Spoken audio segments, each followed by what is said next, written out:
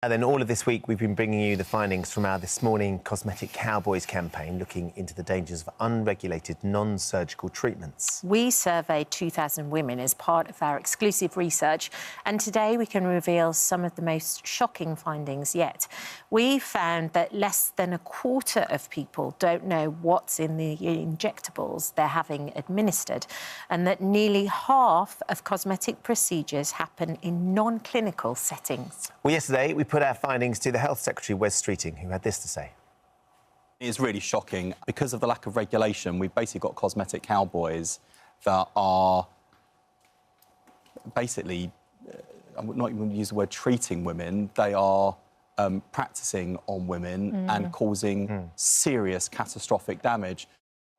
Well, our next guests are advocating for the government to bring in much stricter laws. We're speaking now to Dane Knight, whose partner Alice tragically passed away following a Brazilian bum lift. He's here alongside best friends Kelly Crease and Julie, who were left fighting for their lives following the procedure, and Ashton Collins from the Save Face Register. Good morning to you all. Good morning. Hi, Dane. Hello. Hi. I met you last year. Ben was off. Can you tell me a little bit about the procedure that Alice had? I know you didn't even know about it. No, I didn't know she was getting the procedure done. Obviously, when we had the phone call, I didn't know what the issue was from the hospital. It was just more kind of just get there and, then kind of find out the current situation. But, prior to that, going back off the information, because we talk about a lot, about the procedures, as far as we was concerned, the information that was available at that date, at that time, it was deemed as safe, which is now, I'm now learned that it's not. It's the back then and even now, people have, who have been misled or lied to, saying that these procedures are safe, and they're not if being carried out by the wrong people. So Alice, as far as you were concerned, was just going for a day out. Yeah. And then all of a sudden you get a phone call saying, you need to get down here because something's gone desperately wrong. As you've said, you now understand a little bit more about it. Alice didn't understand that there are the dangers involved in this. Alice didn't, and also many others.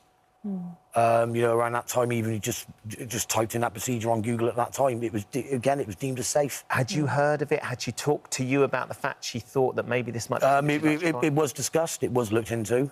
And kind of, as far as I'm concerned, the bum, the breast area and the lipo one was all the kind of the question mark ones, even though, the research done online and, whatever, information given off people, it was, it said it was safe, but now, and all the information that I now have, it's not. Alice had you've got five Very beautiful children, beautiful daughters. If she'd have known the risks, if she'd have known, and that information had been out there, no way, Kat, she wouldn't have. No chance. No chance. Well, we actually told Wes Streeting about your story yesterday. And he had this to say after we told him. Have a look. Thank you.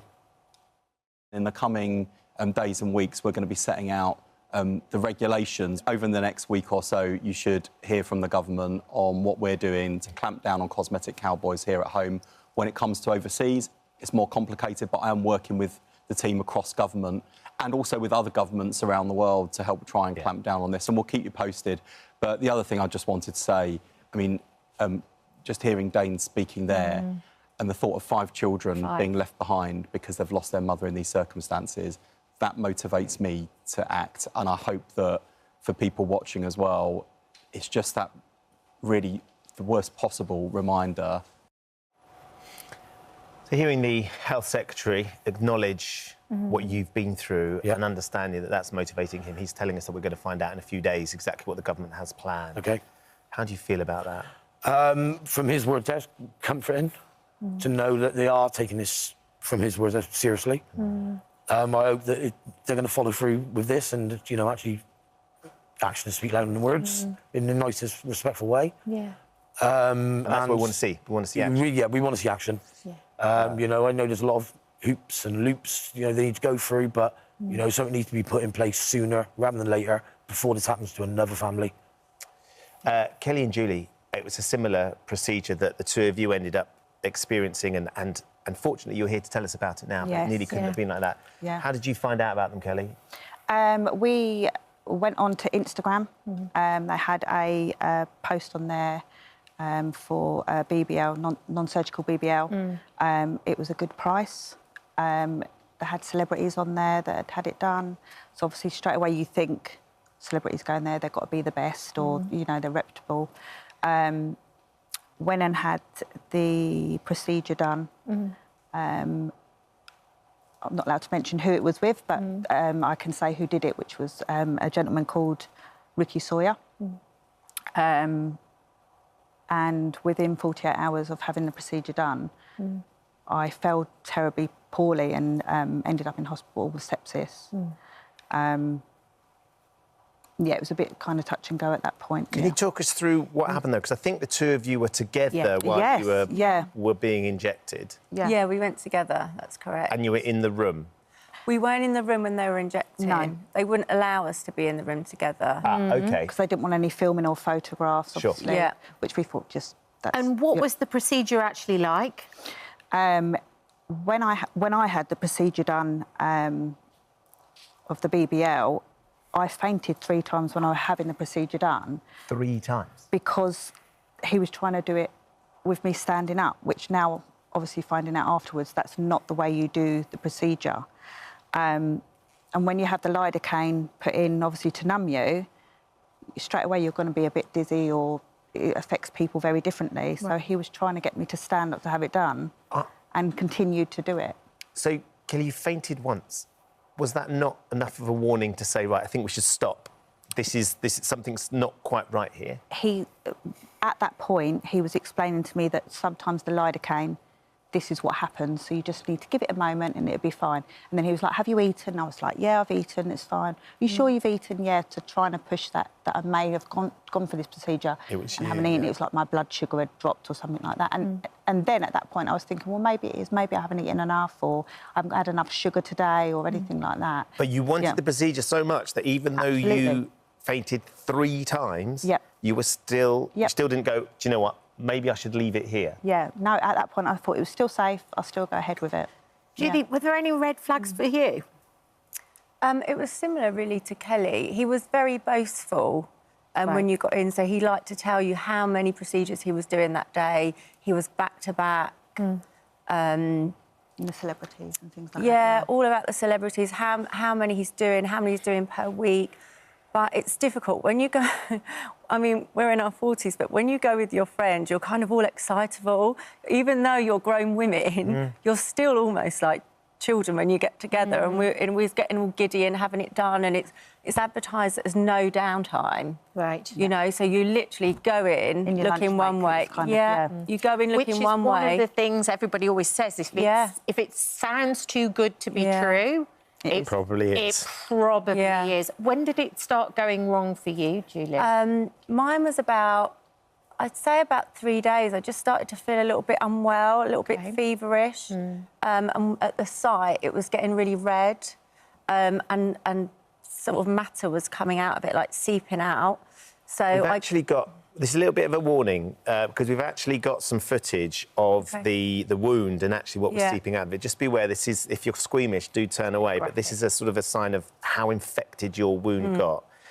This happened multiple times to you, didn't it? Yeah, so I think this clip just shows one little puncture hole with it coming out, but that would heal, and then my skin would open up in a different site and start seeping out again. Then that would heal, and then another little hole would appear somewhere else. You must have been so frightened. Yeah, it was really scary, and you just get blocked the minute you make contact with them to ask for help, or, you know, my doctor wanted to know what I was injected with, and I was just... And they weren't interested in helping you out? No, they just blocked me. Blocked us straight away. Yeah, not interested. Yeah, so it's scary because you don't know what's... At that point then, the fear sets in and you're thinking, oh, my goodness, what's in there? You just have no idea, and they just don't give you any information. So you're just kind of hoping for the best, getting antibiotics from your doctors. Yeah. I mean, mine did then clear up. I didn't go on to get sepsis like Kelly, so I'm just really grateful for that.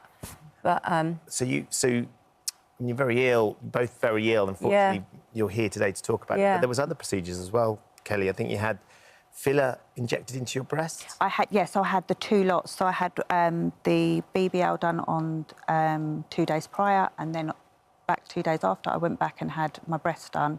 And then it was 48 hours after that then it kicked in. So I think... Did you... is that a normal procedure, having filler injected into the breasts? It was quite a new one that they were doing. But it was supposed to be a lot better than having implants. Sure. Because obviously it dissolves, and within 6 months you haven't got that lasting kind of it being in the silicone. And what was the reaction to the filler being injected? That was what caused the sepsis, I think. Yeah. The BBL would... to be honest, I don't know. It could have been a kind of mixture of both, of what they're putting in, yeah. How do you feel about the risks that you both took to have these procedures now? I would never now, with everything that's come out now, obviously this is 2 years prior, I would never have gone through that procedure at all. It's just, you're blinded by Instagram sometimes, by celebrities having it done, all things like that. You're absolutely blinded. We didn't really know then what we know now. No. Because it was relatively new, wasn't it? So it was this new thing, and we were all excited and, you know, getting a little bit older and deciding we want to look a little bit younger, and this is offering it to us, you know, no downtime. We can just nip out to Essex, go in, get it done. No one's even going to know. I'm not even going to tell anyone. And that's one of the dangers, Ashton, isn't it? That people actually don't realise just how risky this is. Yeah, it's being promoted on social media as being a risk-free, cheaper alternative to the surgical counterpart. There's no downtime, and it's being sold as this dream. And actually, in reality, it's an absolute nightmare. We've supported over 750 women who have had very similar experiences to Julie and Kelly. Over 50% of these women have ended up in hospital with sepsis. Over 40% have needed extensive corrective surgery. They've been left unable to walk, unable to work, unable to lead any semblance of a normal life, all because of how these procedures are being promoted online. So what does Save Face, which is your campaign charity, what are they trying to do with regards to BBLs particularly? Because obviously the tragedy for Dane and his beautiful daughters is that Alice isn't here because of a procedure that she thought she could have really quickly. Yeah, and in our view, Alice's death should never have been allowed to happen. We warned the government in 2023 that this was a crisis waiting to happen. We said without action, lives would be lost. And we are just hopeful that they will do something before anybody else has to pay the ultimate sacrifice at the hands of these unscrupulous people. What would you like to see the government do? So we're calling for a restriction, so these procedures can only be carried out by registered plastic surgeons in CQC-regulated environments, because even then, in the most skilled of hands, the risks are still really high. But they can manage those as much as possible, and most importantly, they can deal with potential complications, whereas the practitioners that are doing them on the high streets, they are lay people with no medical experience. They often buy in cheap and unlicensed products, importing them from abroad, and they're doing them in really unsuitable settings. We've seen in Scotland they're going to try and bring in better regulation and better policing of that regulation. Is that something you'd like to see down here in England and Wales as well, or how do you think that's going to go? Yeah, we'd like to see, you know, first and foremost, the highest risk procedures like these being dealt with and being taken off the high street, so that they can only be performed by registered plastic surgeons, because more lives will be lost without that crucial piece of legislation. And if anybody is sitting at home watching and thinking maybe I might do this, or they're looking at Instagram, what would be your advice to them, Ashley? With the liquid BBLs, my advice would be don't do it. Where the risks significantly outweigh the benefits, and they do in this scenario, it is always best to stay clear. It's like you said, where something sounds too good to be true, it generally is. And even if you are lucky enough to escape having a complication, oftentimes the outcomes are disastrous as well in terms of how they look. So it's a recipe for disaster. Yeah. Dane, it's not been that long. We're so sorry for your loss, obviously. How are you and the girls coping? Girls are going strong. You know, there's a credit to Alice. Oh. I know. You know, obviously the damage is still showing. Yeah, and it's ongoing. You know, especially with the ongoing police investigation. So it's never you know, we can not put it to rest, but kind of get that grief process started, because then it just kicks back up again. So it's just an ongoing nightmare. You know, so yeah, it's hard enough becoming just, you know, just single parent, or then, you know, becoming, you know, losing someone, but then all these bits together is just unreal. Overwhelming. Yes. No. But let's hope that even one person's listening and watching today, maybe considering it, will have heard your story, heard the girls, heard from Ashton, and will say it's just not worth the risk. It's not worth the risk. Just not worth the risk. We, in response to ITV News' investigation, non-surgical clinic Essex said all of our clients are aware of the risks during a pre-consultation before treatment and agree by signing a consent form. We've completed hundreds of body filler treatments without any complications where proper aftercare has been followed, although they weren't interested in helping you. No, not at all. And there was no risk assessment for? No, there was nothing there. We did reach out to Ricky Sawyer, who was the practitioner, so-called practitioner, who delivered what happened to you for a right of reply. He didn't respond. We haven't heard from him at all.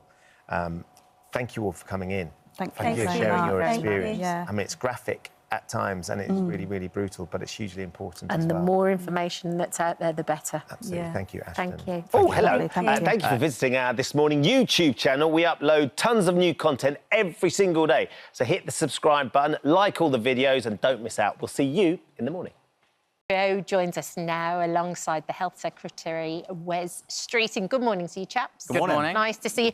That is so cute. I mean, you can't help but stand up, get motivated, and it's perfect because it's just 5 minutes a session, Joe. Yeah, I'm quite emotional to see it, you know, on TV and to see the response it's had this morning. We went to a school yesterday and launched it, you know, 44 kids in a room. I just pressed play and they were just from the age of sort of 4 to 7 years old and really got moving. All of them walked out with a big smile on their face. And this is what it's all about. I'm so passionate about this. And it comes back to, you know, back to my childhood. Like, I needed sport and exercise. It changed my life. It helped me with the chaos of living at home with an addict and some with mental health issues. And so I know the importance. And when I connect the dots between movement and exercise and how I felt, it completely changed. It was my therapy from a young age. So I'm trying to, again, continue the legacy of PE with Joe, get young children moving more often and having fun in the process. And I really hope this does that, you know. And unquestionably, Brilliant. Health Secretary, having a weapon like Joe Wicks in your armoury is hugely valuable, isn't it? Because of the way he can connect with young people and inspire them to want to have fun. So don't think about it as a chore. You think about it as just a lot of fun. Yeah, honestly, Joe's absolutely right. Yesterday, the kids got involved straight away. It's really bite-sized. You can do it in your living room. You can do it in your bedroom. You can get your family involved. And look, the truth is that if the government had tried to produce something like this on our own, it probably would have been, like, I'm sorry to say, like, boring government video. Yeah. I mean, look, I've just turned up looking like this morning. It's like kind of a really good kind of physical manifestation of how boring government can be. And the great thing about this partnership we've got is we're putting some resource behind it so we can make more of these videos and they can be more freely available. But you've got, like, Joe's passion, energy, dynamism, that comes through in the clip we just saw briefly.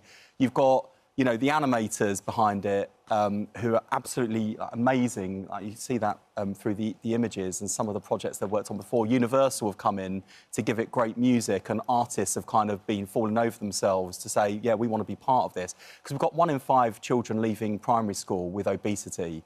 So getting children active, getting them out and about, and also meeting kids where they are. Lots of them are on YouTube. They're doom scrolling like the rest of us, I'm sorry to say. I've got nieces and nephews, and, like, they're on their, like, tablets Devices all the time. yeah. And so if we're meeting these kids where they are and giving them something fun and easy to engage with and motivational, then we're keeping them active, and it, as Joe describes, you know, it helps to create healthy mind, body and soul. Yeah. It's so funny when you say, you know, you've got Joe helping you out and you're the sensible one. But, I mean, it is a really serious matter. I mean, 1/3 of children are obese. Would you ever consider the weight loss jabs as a factor into that? And could that help at some stage? We're not looking at them for children at this stage. Right. But adults, yes. And actually, there are lots of people in our country at the moment who suffer with really serious obesity. And lots of people have tried, by the way, on some of the weight loss programmes, on diet changes, on exercise. But some people have reached a point where it just feels like too big a mountain to climb. And that's where I think weight loss jabs can play a role. It's really important that, that you get advice from a doctor.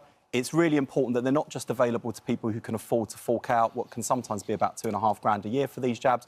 So I'm working with the NHS to try and make them more widely available.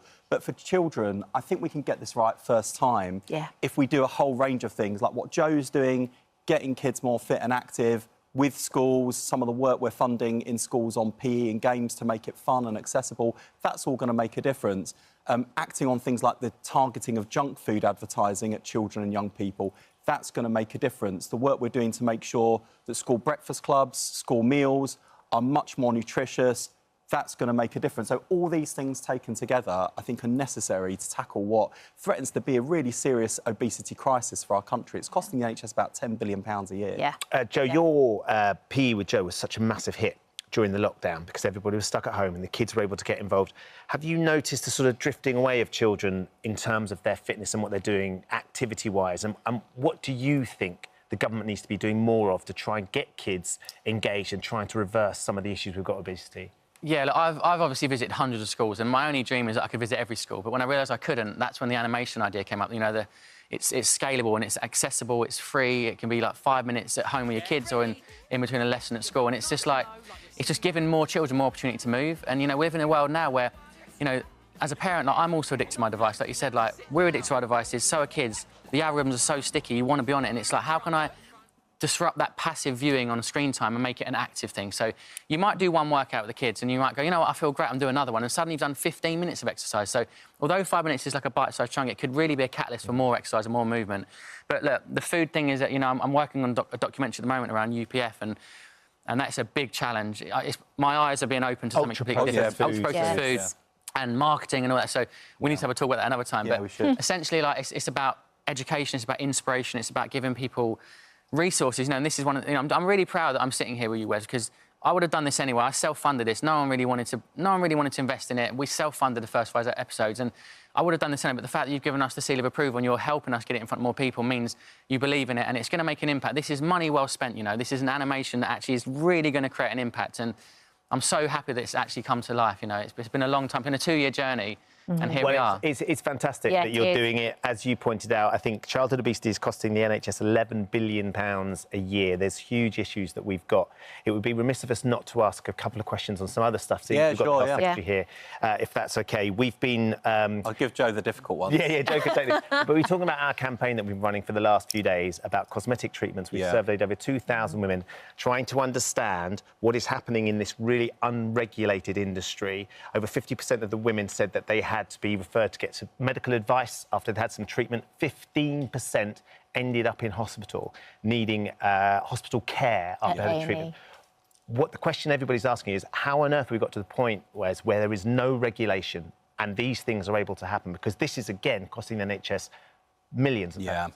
And it's really shocking. And I take my hat off to the women who've been brave enough as well to come and sit on this sofa, to share their stories in the media, to actually try and make sure this doesn't happen to other women, and to share those experiences which have been personally painful and harrowing for lots of these women.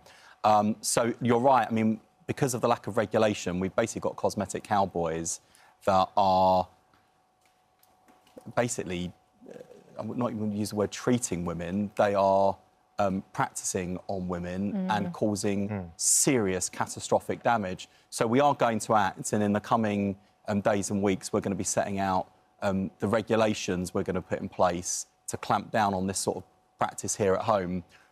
But there's also this issue about overseas as well, whether that's not just women, but men and women going abroad for cosmetic procedures. We've had some really awful stories where people go away, take up an offer that looks too good to be true, to be honest, come back.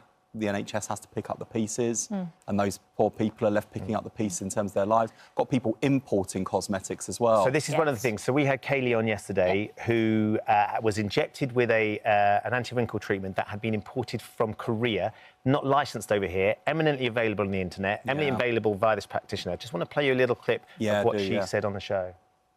And I thought at one point I was going to end up going blind because my eyes were so bad. I couldn't leave the house. I was crying every day.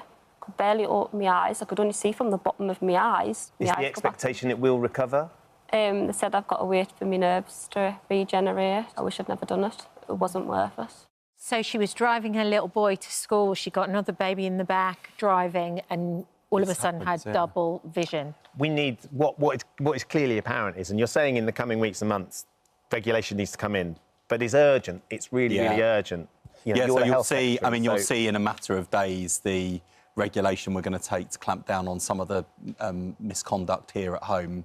When it comes to clamping down on practice overseas, that's more challenging. When it comes to things that are imported, but unlicensed stuff that's being imported as well. That's more of a challenge. But I am working across government to try and tackle it because, you know, and in the meantime, what I'd say to people watching is, like, the thing about the UK high street or online retailers that are in the UK is that you can be confident that the products that are being sold are products that are regulated here in the UK, meet safety standards, and are safe to use. Like, if you walk into Boots on the high street today, you can be confident about that. If you're importing things from overseas, you can't have that confidence. And if you're seeing things that look too good to be true, chances are they're too good to be true, and you don't want to be in that situation where you're on this morning saying, I really wish I hadn't done that. Yeah. So in the meantime, I'd urge people, you know, be really careful about what you buy, stick to what you know at home, and, you know, friends, family, if you're having those sorts of conversations, give people that advice. But ultimately, we've got a responsibility to act and to try and keep people safe. So we'll keep you posted on what we're doing. I mean, there are also those people who aren't lucky enough to sit on the sofa, actually. We've lost loads people. and loads of women. There's a chap called Dane Knight who came on the show. Take a look at this clip. He's talking about his wife. She was a loving, caring mother of 5. Yeah. She was loved and adored by many in the community and beyond. Which that showed on, you know, on her day when she was put to rest. Yeah, I didn't know it was too late until we got a call from the hospital. Yeah, I think I would hate to see another family go through, you know, more kids saying, you know, burying their mum, another partner burying their partner. I know, such as Ashton Safe Faces has been trying to push this now for a long time, which we didn't know, but it's just not common knowledge. More needs to be done. So tragically, Alice lost her life in 2024. At the time, you said you were committed to taking action against those carrying out these procedures. This is your quote. It's absolutely disgusting that there are Wild West operators practising actually dangerously in cosmetic surgery, putting people's lives at risk, and we've seen that in the tragic case of Alice. Yeah, that's so right. Dane's going to be joining us tomorrow. What can we tell Dane that you've done as Health Secretary since this happened in 2024? So we're pretty much ready to regulate, to take action here at home. When it comes to overseas practices, that is more complicated, but we are working on it, and I'll keep coming back to. So when will we get? But I mean, you're telling us there's something coming in a couple of days, but of course that's quite vague as well. When will they? Can you give us any idea of what those specifics will be? The regulation may be the sort of what could happen to people if they aren't regulated. They're doing these. They are those cowboys and they get caught. Yeah. So in the coming days, we're going to set out the regulation we'll be putting in place to clamp down on these sorts of this week, cosmetic cowboys. Probably in the next week or so. I always have to get permission from the bosses in terms of when we're putting stuff out. But over the next week or so, you should hear from the government on what we're doing to clamp down on cosmetic cowboys here at home. When it comes to overseas, it's more complicated, but I am working with the team across government and also with other governments around the world to help try and clamp down on this, and we'll keep you posted. But the other thing I just wanted to say, I mean, just hearing Dane speaking there and the thought of 5 children being left behind because they've lost their mother in these circumstances, that motivates me to act. And I hope that for people watching as well, it's just that really the worst possible reminder when you're seeing things being marketed online. Just think really carefully before you take up things that look too good to be true. There is an urgency, isn't there? Much like what Joe's doing with Activate and what you're combining with, the urgency to get things moving for childhood obesity is really important, as is this. So I hope you understand why we wanted to ask you those questions. No, quite right, too, yeah. Have you done a session with Wes yet, Joe? Have you done We went to a school yesterday and we got the kids moving. I was so enthralled with the kids. I don't know if you've done any burpees, but this isn't also just a thing about obesity. This is more than just the external. This isn't just about the body. We have kids with serious anxiety, depression, getting pulled out of school. They're really struggling. So this is about holistic approach. This is about encouraging movement for the mind. Because when you get the mind right, the body will follow. The transformation will come, and food choices will improve. The family's energy lifts. Like, this is so much more than just about body image and weight loss. You know, I think we need to talk about that a bit as well. Yeah. kids are struggling a lot, you know. This will help. This is going to make them laugh as well. But they can find all the episodes of Activate on your YouTube channel? Yeah, so the YouTube channel, the first workout went live today. I think it's had like 10,000 views in the past hour. So it's on the Body Coach TV, and then every week there'll be a new episode all through summer holidays. And we've released it now because parents really struggle to get kids moving in the summer holidays. So one a week for 5 weeks. We'll have a little break, and there's more to come. More moves, more exercises, more challenges, and it's really, really a positive thing. So give your kids a chance to give it a go, and yourself. Ben, you're already in great shape. Have one, see what you think, and have a go as well. I like the idea of the next cabinet meeting starting with a little Activate session. Get the whole cabinet. Yeah, you won't be seeing those pictures. But you could do it, though. It's a serious point, though. I mean, I find like one of the hardest things I've found about the impact of sort of my job since I've taken it on in government the last year. You know, as you know, I went through kidney cancer years ago, and I started to get much more active, thinking much more about my diet. The nature of my job means, like, my exercise has suffered, like, you know, you sort of grab and go stuff. We've been talking about this with Joe going around the country. You just, so look, I suppose in some ways the great thing about being health secretary and responsible for the nation's health is that my own starting point is a lot different to you two. Let's put it this way. Yeah. So I'm probably not going to be on the front of Men's Health in quite the way that you. But why don't we make that the challenge, though, Wes? How old are you now? 42. You're 42. Honestly, there is no way that you can't turn that round. And as Joe will know, it's not about the picture at the end. It's the journey. It's what it gives you. Absolutely right. And that's the other thing I just want to say to people watching as well is please don't think that like it's all about spending hours in the gym every day or getting rid of everything that you enjoy, like a pint with your mates down the pub, or getting rid of, like, the chocolates and the guilty snack. You don't have to get rid of all of that. Like, just a little goes a long way. So if we can all just get our activity up, like, you know, do half an hour walk a day, do a bit of swimming, like, just every time I manage to get in the pool or go to the gym, it's not just about my waistline, it's also about, you know, my mental health as well. One last thing, just for the record. Like, it is aimed at kids, right? But you could be a 50-year-old, 60-year-old, 70-year-old person at home now thinking, oh, you know what, I wish I had a bit of movement, a bit of music. You've got Elton John. I mean, Elton John's I'm Still Standing. It's one of my favourite songs of all time. Like, I was at Glastonbury watching him perform the most amazing set. To think that I've got that song on the launch episode. So you're going to love the music. It's a 5-minute little movement break, and it doesn't matter what age you are, it's going to lift your mood. You're going to really love it. And there's little moments of humour.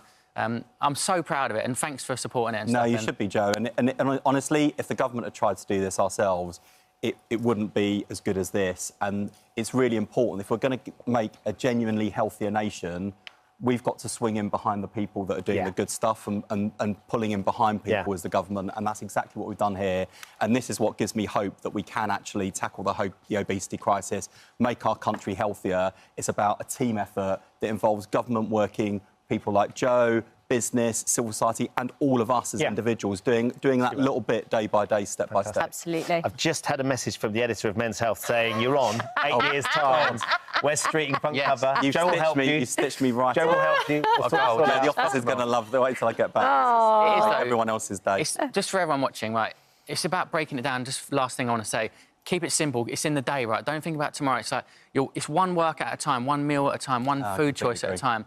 It's too overwhelming to think of it. It's like just small, simple things. Sleep, movement, and a bit more home cooking will change your life in so many ways. Thank you both for coming in. It's great to see you. Good luck with it all. It's going to be brilliant. Thank you for visiting our This Morning YouTube channel. We upload new content every day, so go ahead and hit that subscribe button so you don't miss out.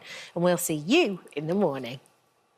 Goodness me, we're joined now by two women who've also fallen victim to cosmetic complications. Our very own Ashley James and former Hollyoaks star Sarah Jane Dunn. Good morning to both of you. Thank you for coming in. Morning. Just looking at that footage there, Ashley, of Victoria and what she went through because she took a risk of getting a friend who she thought was qualified to inject her.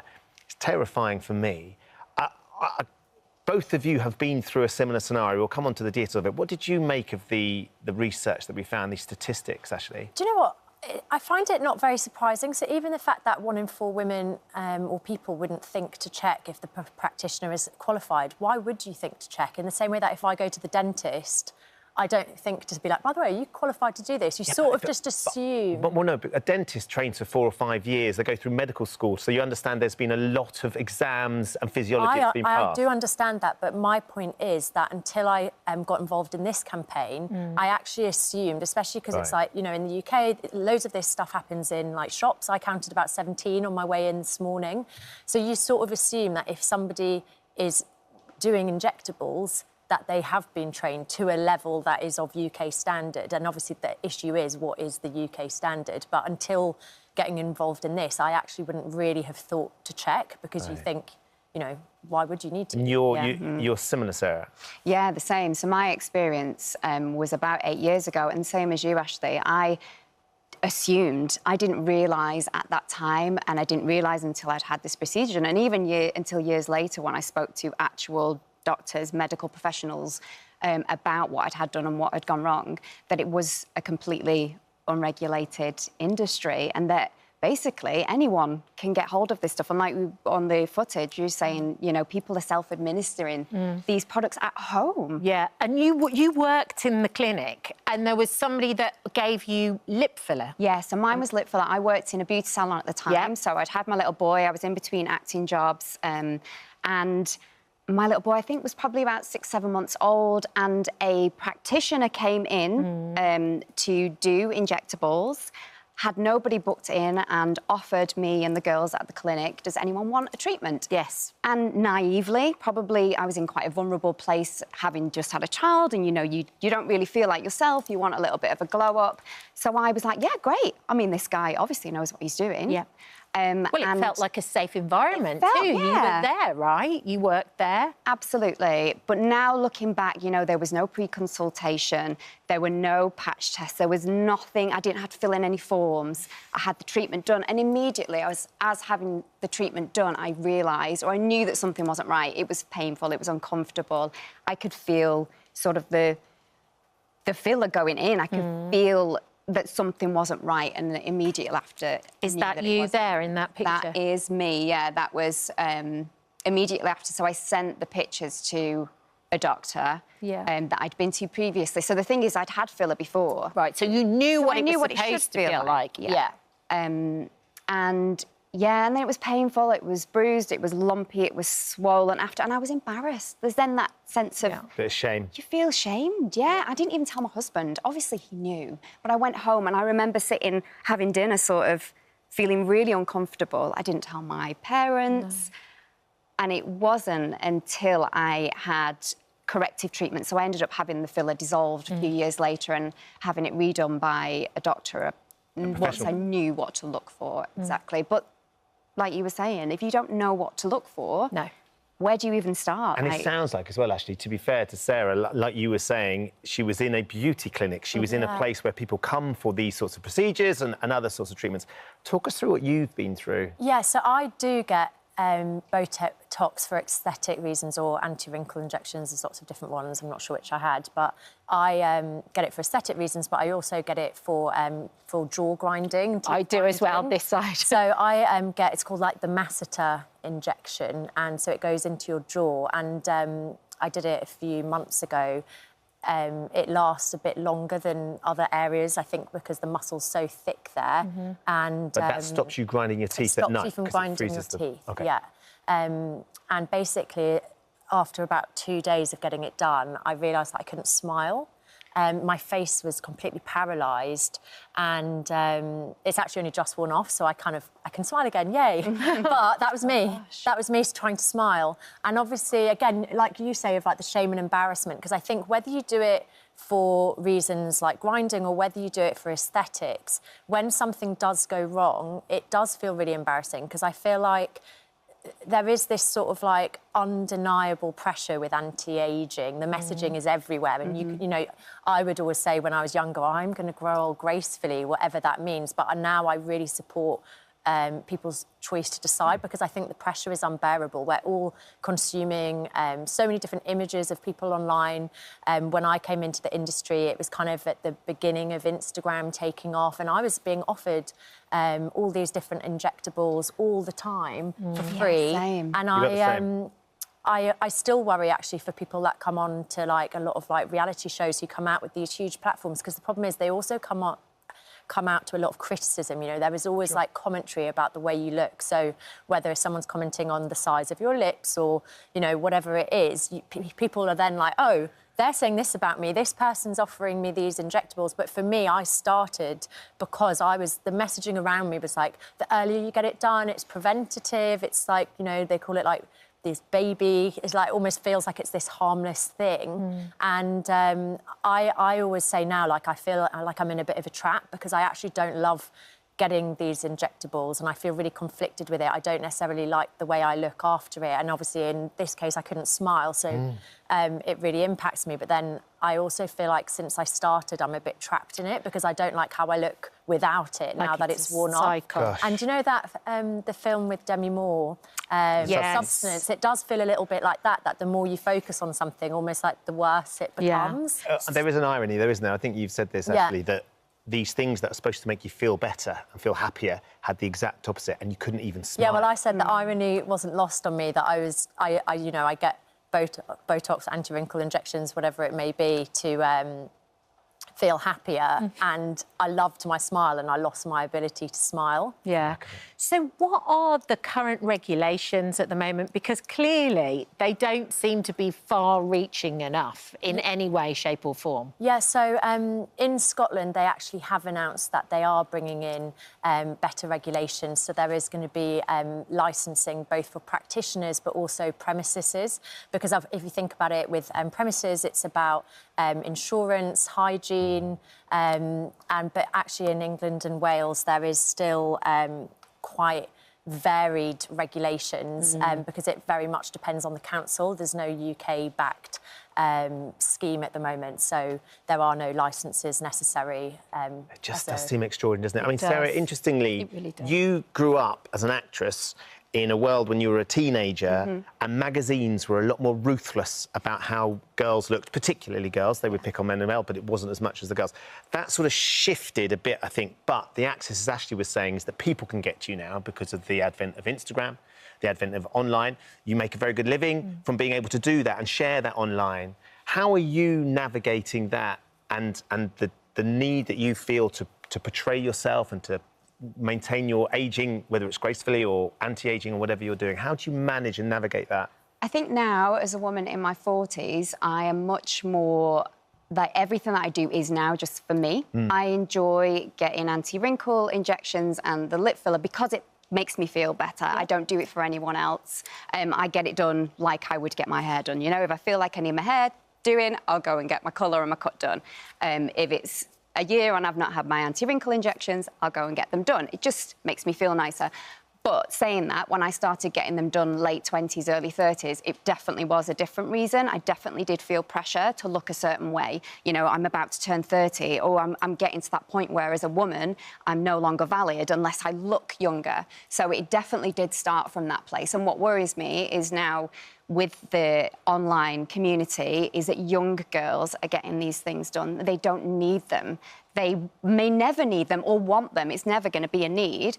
It will always be a choice, but it's accessible. And the worrying thing is that it's so unregulated and anyone can do it, and there's this pressure. So even as a woman in my early 30s, I fell into this trap of getting this procedure done by someone that wasn't qualified, and it went wrong. Imagine the pressure that young women are facing, and men, that are facing with everything that's being force-fed to them online. Yeah. It really does need to be policed and regulated. Yeah, and it's about getting recommendations, and it's 100%. About moderation too. What are the tougher regulations you'd like to see, Ashley?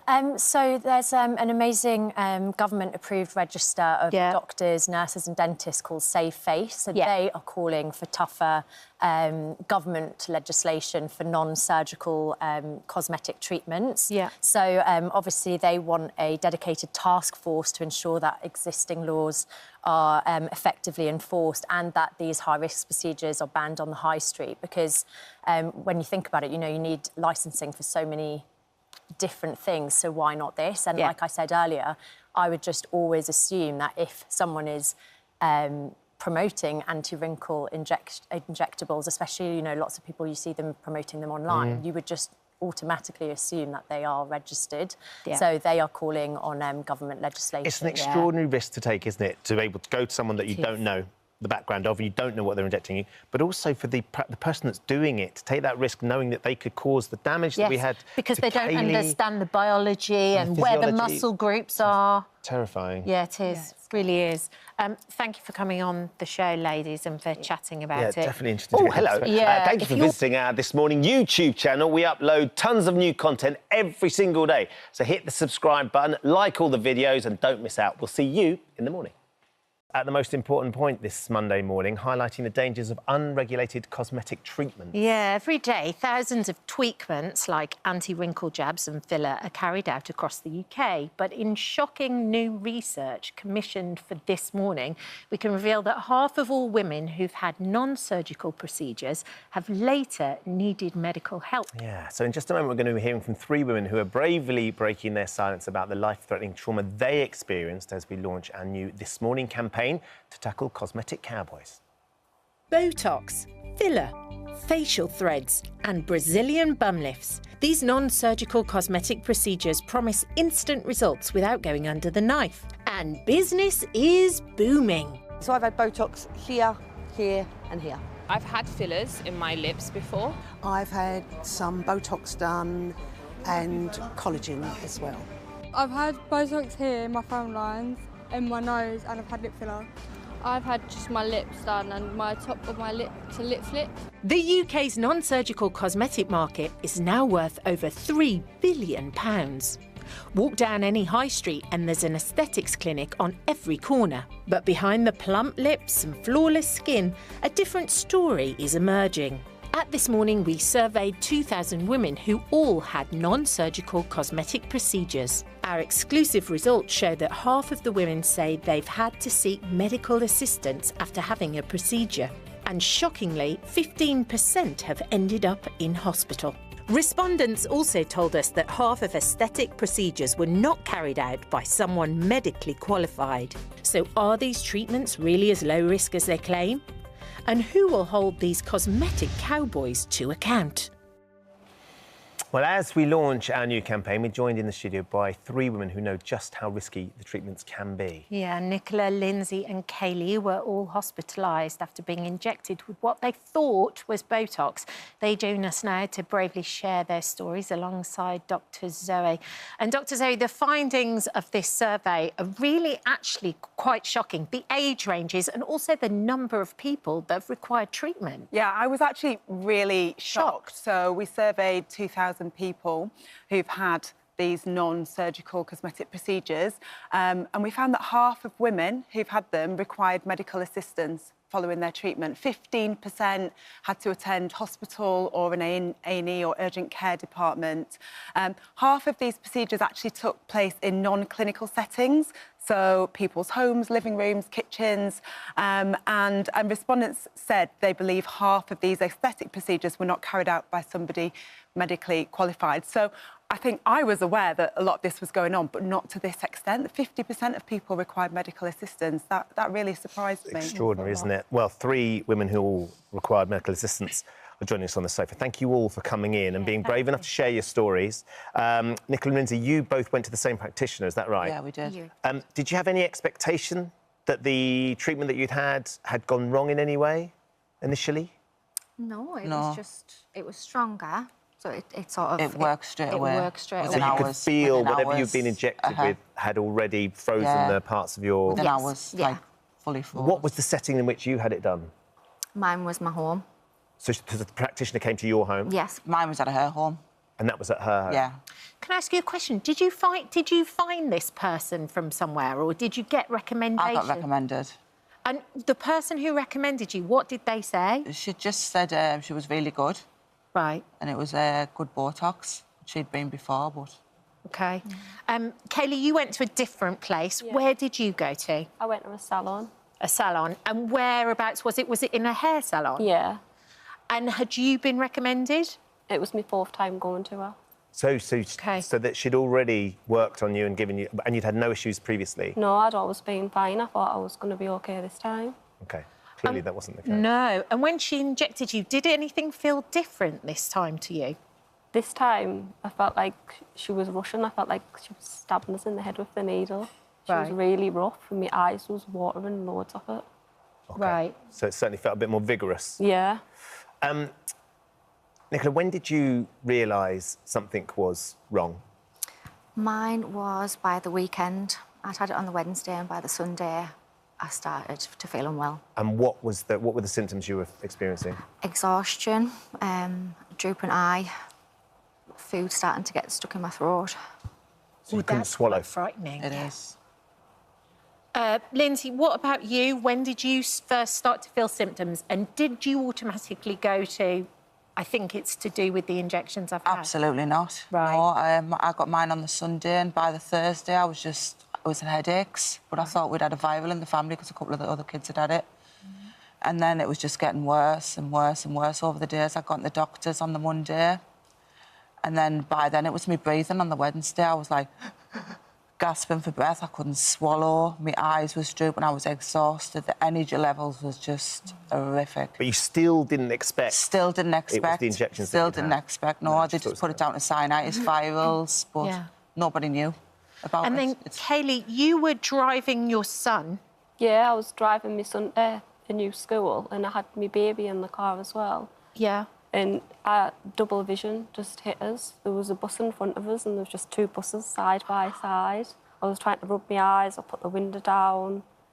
I didn't know what to do. I just was not expecting it at all. It was awful. That must have been terrifying with your two children in the back as well.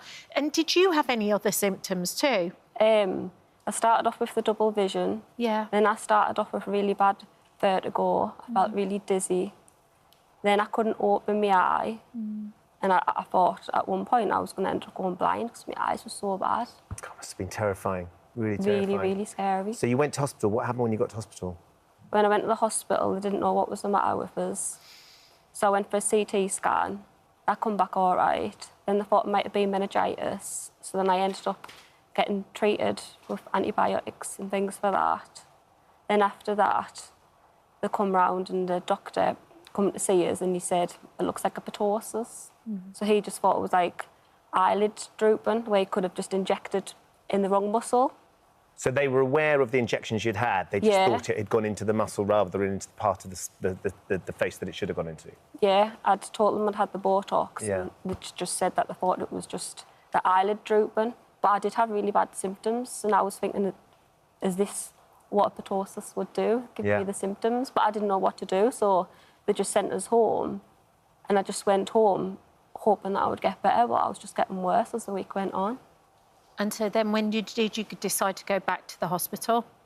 I went back to the hospital a week later. I had the worst week of my life. I couldn't leave the house. I was crying every day. I could barely open my eyes. I could only see from the bottom of my eyes. So, so I went back. I went to the doctors. Then the doctor sent us to the eye infirmary, and then the eye infirmary sent us back to the hospital. And Nicola and Lindsay, you both went to hospital as well. But it was a social media post that one of you saw, or maybe you both saw, that made you think, hold on a sec, maybe this is to do with the injections that we'd had. What did you see? Yeah, I'd been poorly for like a month and thought it was different things, got diagnosed with different things. And then I saw a media post saying if you have these symptoms, and it was literally every symptom that I had, then you need to go to hospital because it's not what you think it is, it's botulism. It's botulism. And similarly for you? Similar for me. I'd already been on the Monday, but obviously they didn't know what it was. And so this is when I was getting really bad breathing problems. Gone on the Tuesday and I'd gone to a different hospital and I'd seen a Facebook post saying you need to go to this specific hospital, it's botulism. And I had every single symptom. Just awful. Once you got to the hospital and said, look, I think it might be botulism, and they looked at it, and they agreed, they were able to give you some treatment then that sorted it out? Yeah, we had to. We had the antitoxin, but they'd run out, so we had to wait. Yeah, me too. They'd run out of it, so clearly they'd had so many cases. The demand for it. There was a few girls there. While I was there, I didn't know it was the same thing. God. Yeah. Awful. Couldn't open their eyes. I was like breathing. They couldn't open the right eyes, and it was just horrific. And did the hospital tell you what you'd been injected with? Because it wasn't that you'd been injected wrong. It was because it was something that was a fake product, essentially.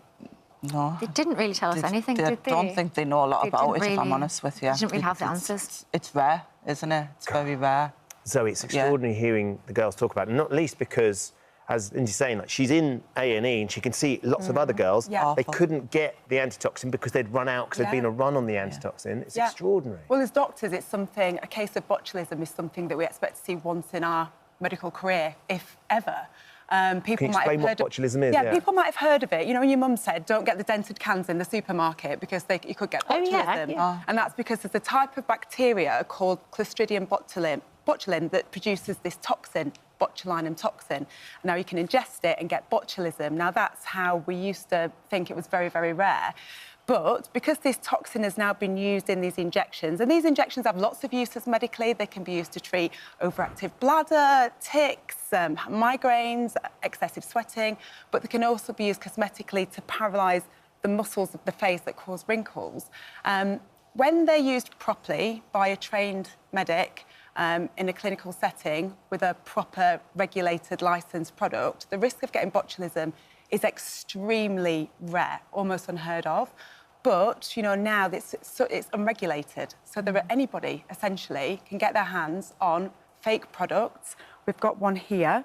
I know, Kaylee, this is the one that you were injected with, wasn't it? Called Toxpia. We bought this, our producers bought this from South Korea last week, £93 for 2 vials of it. So that's 3 to 4 times cheaper than a genuine product that you buy here in the UK. But that's not licensed to be used. It's not licensed to be used here, so we don't know what's in it.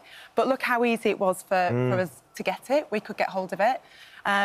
So this is a WhatsApp message that was between one of our team and the person that was selling it.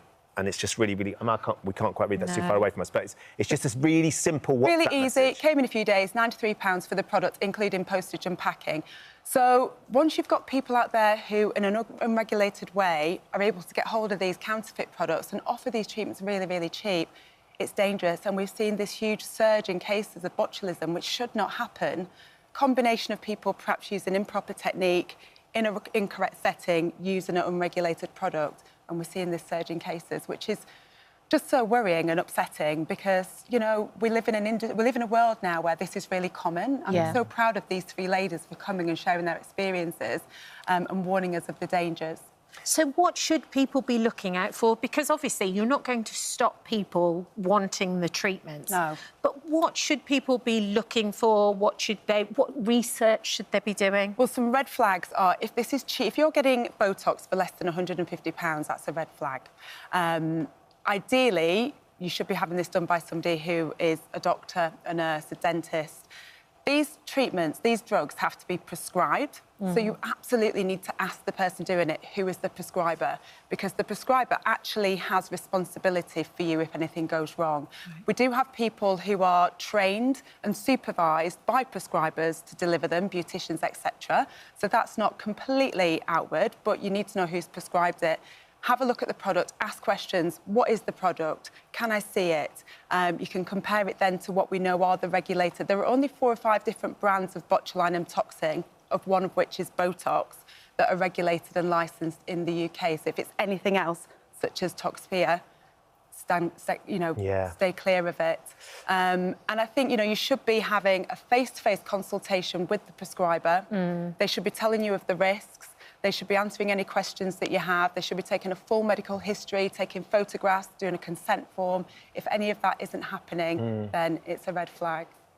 Lindsay, I wonder, with this morning research that we've had commissioned, that we've had done, 50% of the women who were consulted have had to seek some sort of treatment or support. Having been through this, the 3 of you, have you anecdotally met other friends that have all had to have something done as well? Is that your experience of friends having treatments? Yeah. Yes. Yeah. Yeah. We're on a group chat, aren't we? Yeah. Which has helped, got us through things. So the support, because you're not the only ones going through it. Definitely. It's helped me massively. Massively. When you're having a down day, they pick you up. Yeah. It's been really it's helpful. been awful. It's life-changing, really life-changing. And how are you now? Like, it's been a month since, or...? About 6 weeks. 6 weeks. Exhausted. Still exhausted. Still exhausted. Gets to a certain time of night, my eye will drop, I'm like, shattered. It's just exhausting. Swallowing, I still can't swallow certain things. And Nicola, if there's people out there watching, thinking, well, this is something that I like to do. I'm about to go on holiday, have a little bit of treatment before I go. What would your advice be? Make sure you go to somebody who is properly trained. Make sure you have what doctors always said. All regulated. Yeah. Definitely. And Kelly, your eye is still really bad. How are you doing more than a month on? I'm still feeling like really down about my eyes. I've had my eye patch on now for 5 weeks. I'm just wondering how long it's going to go until I can... Is the expectation it will recover?